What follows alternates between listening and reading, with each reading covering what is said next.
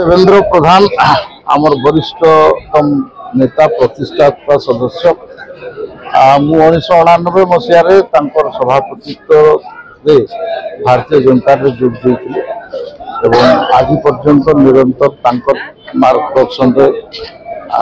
प्रेरण आम काम कर आज पार्टी जो सरकार से भी बहुत बड़ योगदान अच्छी आपको आहरी भल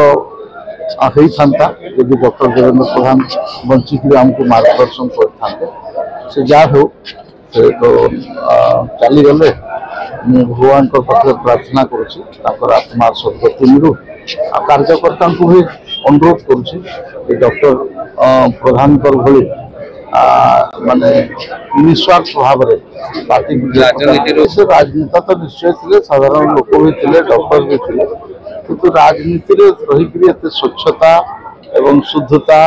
एवं बिल्कुल निस्वार्थ मनोभाव काम कर व्यक्तित्व भितर डॉक्टर देवेंद्र प्रधान डॉक्टर देवेंद्र प्रधान आज दिन में कहारी संगे कहारी कंपेयर कर